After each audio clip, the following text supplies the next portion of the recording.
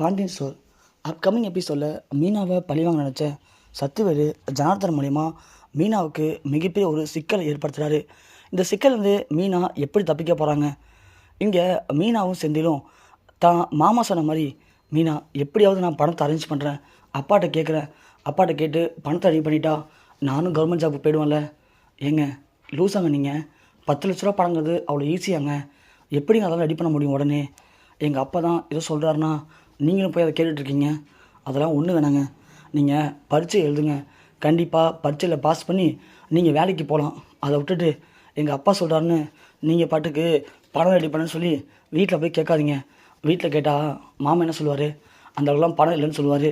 அது உங்களுக்கும் மாமாவுக்கும் மன கஷ்டத்தை உண்டு பண்ணும், தேவையில்லாத பிரச்சனையாகுங்க.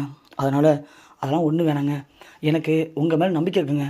கண்டிப்பாக நீங்கள் ட்ரை பண்ணால் பரீட்சையில் பாஸ் பண்ணிடலாங்க, வேலை கிடச்சிருங்க, நீங்கள் ஒன்றும் ஃபீல் பண்ணாதீங்க அப்படின்னு இங்கே மீனா சொல்லிட்டு வேலைக்கு கிளம்பிடுறாங்க.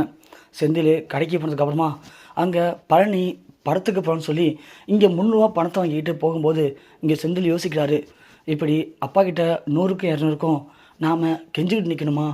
அப்போது நாமளும் எல்லார் மாதிரி இருக்கணும்னா கண்டிப்பாக வேலைக்கு போய் தான் ஆகணும். வேலைக்கு போகணுன்னா 10 லட்ச ரூபா பணம் தேவை தான். என்ன பண்ணுறது? நாம் யார்கிட்ட போய் கடன் கேட்டு பார்க்கலாமா? நமக்கு யார் தெரியும், நமக்கு யார் கடன் கொடுப்பா? கடன் கேட்டு போனால் கண்டிப்பாக உனக்கு என்ன இருக்குது கொடுக்கறதுன்னு கேட்பாங்க அப்படின்னு செந்தில் யோசிச்சுக்கிட்டு டீ குடிக்க போகிறேன்னு சொல்லி வெளியே வராரு.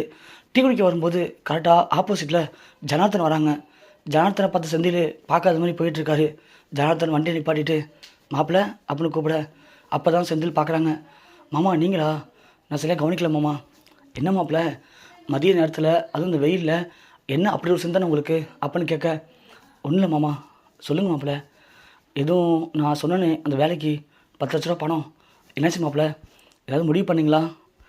இல்லை மாமா, எனக்கு போகணும்னு ஆசை தான், 10 லட்ச ரூபா பணத்தை ரெடி பண்ணணும்னு ஆசை தான். ஆனால் என்னை நம்பி யார் தருவா? எனக்கு யாராவது வாங்கி கொடுத்தாங்கன்னா கண்டிப்பாக இந்த வேலைக்கு போயிட்டு அந்த பணத்தை திரும்ப கொடுத்துருவேன்னு பார்க்குறேன். ஏன் மாப்பிள்ளை உங்கள் அப்பாட்ட எடுத்து தரமாட்டாரா? தருவார் மாமா, இருந்தாலும் எனக்கு அவர்கிட்ட கேட்க பிடிக்கல. ஒருவேளை அவர் இல்லைன்னு சொல்லிட்டாருன்னா கஷ்டமாக இருக்கும். மீனா வேண்டான்னு சொல்லிட்டா, மீனா பேச்சை மீறி எனக்கு கேட்குறதுக்கு விருப்பம் இல்லை, மீனா பேச்சை மீறி நான் எதுவும் செய்யவும் மாட்டேன் அப்படின்னு செந்தில் சொல்ல, ஜனார்தனுக்கு தான் பொண்ணுடைய பேச்சை மீறி எதுவும் பண்ண மாட்டாரா மாப்பிள்ளை அப்படின்னு ரொம்ப பெருமையாக இருக்குது. சரிங்க மாப்பிள்ளை, நான் ரெடி பண்ணுறேன் அப்படின்னு சொல்ல, ஐயோ மாமா அதெல்லாம் வேணாம், மீனாவுக்கு தெரிஞ்சா ரொம்ப ஃபீல் பண்ணுவா, வேணாம் மாமா அப்படின்னு சொல்லிட்டு செந்தில் கிளம்பிடுறாரு. ஜனார்தன் நேராக வீட்டுக்கு போகிறாங்க. வீட்டுக்கு போன ஜனார்தன் ரொம்ப யோசிக்கிறாரு. அப்போது இங்கே மீனாவுடைய அம்மா கேட்குறாங்க, என்னங்க என்ன யோசிக்கிறீங்க அப்படின்னு சொல்ல, இங்கே ஜனார்தன் செந்தில் சொன்னது அப்படியே சொல்கிறாரு, மாப்பிள்ளை நம்ம பொண்ணு பேச்ச மீறி எதுவும் பண்ண மாட்டாராம், நம்ம பொண்ணு வேண்டான்னு சொன்னனால அவர் கேட்க மாட்டேன்னு சொல்லிட்டாரு. பரவாயில்ல, என் மாப்பிள்ளைக்கு ஒரே ஒன்று குறைச்சதான் கவர்மெண்ட் ஜாப், அதையும் வாங்கி கொடுத்துட்டேன்னா அப்புறம் என் மாப்பிள்ளை தங்க மாதிரி என் பொண்ணை பார்த்துப்பாரு, அதுக்காக நான் ஒன்று பண்ண போகிறேன் அப்படின்னு சொல்ல, மீனோடைய அம்மா என்னங்க பண்ண போகிறீங்க? நானே மாப்பிள்ளைக்காக ஒரு 10 லட்ச ரூபா பணம் ரெடி பண்ணி அதை கொடுக்க போகிறேன், மாப்பிள்ளை கவர்மெண்ட் ஜாப் வாங்கிக்கிட்டோம், மீதி அப்புறம் பார்த்துக்கலாம். ஏங்க அதுதாங்க நானும் சொல்ல நினச்சேன், ஆனால் நம்ம பொண்ணு மீனா அதை ஏற்றுப்பான்னு தெரியலங்க, அதனால தான் நானும் உங்கள்கிட்ட சொல்லலை. அதெல்லாம் ஒன்றும் இல்லைம்மா, நாம் கொடுத்துட்டு மீனாட்ட பேசிக்கலாம், அது வரைக்கும் மீனாட்ட எதுவும் சொல்ல வேணாம் அப்படின்னு ஜனார்தன் போயிட்டு தெரிஞ்ச இடத்துல கடன் கேட்குறாரு. அங்கே சக்திவேல் வராரு.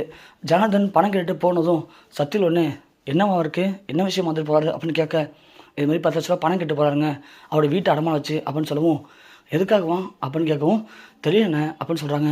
உடனே இங்கே சக்திவேலுக்கு சந்தேகம் வருது, எதுக்காக இப்போ இவன் வீட்டை அடமான வச்சு 10 லட்ச ரூபா பணம் கேட்குறான், என்னவா இருக்கும் அப்படின்னு யோசிக்கிறாரு. உடனே குமார் அனுப்பி என்ன விஷயம் அப்படின்னு விசாரிக்கிறாரு. விசாரிக்கும் போது தான் தெரிய வருது இந்த விஷயமா பணம் கேட்டிருக்காங்க அப்படின்னு சொல்லிட்டு. உடனே சக்திவேலு யோசனை பண்ணுறாரு, இங்கே வந்துட்டு அந்த ஃபினான்சியர்கிட்ட வீட்டு பத்திரம்லாம் வேணாம், சும்மா நீங்கள் பணத்தை மட்டும் கொடுங்க, பணத்துக்கு நான் பொறுப்பு அப்படின்னு சொல்லி இங்கே ஜனார்தனுக்கு தெரியாமல் ஃபினான்ஷியல் மூலமாக பணத்தை கொடுத்துட்றாங்க. இங்கே ஜனார்தனும் பணத்தை வாங்கிட்டு போய் செந்தில்கிட்ட கொடுக்குறாங்க. இந்த பணத்தை எடுத்துகிட்டு போய் எங்க மாப்பிள்ள, நான் ஒருத்தர்கிட்ட சொல்லியிருக்கேன், அவர்கிட்ட 1 வாரம் கழிச்சு பணத்தை கொடுத்துடலாம், கொடுத்துட்டா கண்டிப்பாக உங்களுக்கு அரசாங்கம் மேலே கன்ஃபார்ம் ஆகிடும் அப்படின்னு சொல்ல, செந்தில் ஒன்று ஃபீல் பண்ணுறாரு. அதெல்லாம் ஒன்றும் இல்லை மாப்பிள்ள, பார்த்துலாம் வாங்க அப்படின்னு சொல்ல, இங்கே செந்திலும் அந்த பணத்தை எடுத்துகிட்டு மீனாவை அழைக்க போகிறாரு. ஸோ மீனாவை அழைச்சிக்கிட்டு வண்டியில் போகும்போது கரெக்டாக சக்திவேலு பிளான் பண்ண மாதிரி விஜிலன்ஸுக்கு கால் பண்ணி, இது மாதிரி மீனா ஒரு விஷயமா என்கிட்ட 10 லட்ச ரூபா பணம் வாங்கியிருக்காங்க அப்படின்னு சக்திவேல் போட்டு விட, இங்கே விஜிலன்ஸும் நேராக போய் மீனாவை கையும் களமாக பிடிச்சி செக் பண்ணுறாங்க. செக் பண்ணும்போது செந்திலுடைய வண்டி டேங்க் கவரில் 10 லட்ச ரூபா பணம் இருக்குது. அதை பார்த்ததும் நீங்கள் லஞ்சம் வாங்கியிருக்கீங்க அப்படின்னு மீனாவை கையும் களமாக பிடிச்ச போலீஸ் மீனாவை அப்படியே அரெஸ்ட் பண்ணுறாங்க. அதை பார்த்ததும் இங்கே செந்திலுக்கு பயங்கர அதிர்ச்சியாக இருக்குது. இல்லை, இது மாதிரி நான் அரசாங்க வேலைக்காக ஒருத்தருக்கு பணம் கொடுக்கறதுக்காக பணம் வாங்கினேன், இதுக்கும் என் மனைவிக்கு சம்மந்தம் இல்லை அப்படின்னு சொல்ல, என்ன சார் என்ன கதை சொல்கிறீங்களா? இந்த மாதிரி நாங்கள் பல பேரை பார்த்துருக்கோம், நீங்கள் சொல்கிற எந்த கதையும் நாங்கள் நம்ப ரெடியாக இல்லை, வாங்க மேடம் ஸ்டேஷனுக்கு அப்படின்னு மீனாவையும் அரெஸ்ட் பண்ணுறாங்க. மீனாவால் ஒன்றுமே பேச முடியாமல் அழுதுகிட்டே போகிறாங்க. இங்கே செந்திலுக்கு என்ன பண்ணுறதுன்னு தெரில. ஆனால் லாஸ்ட்டில் சக்திவேல் பிளான் பண்ண மாதிரியே இங்கே மீனாவை அரெஸ்ட் பண்ண வச்சதுனால ரொம்பவுமே சந்தோஷப்படுறாரு.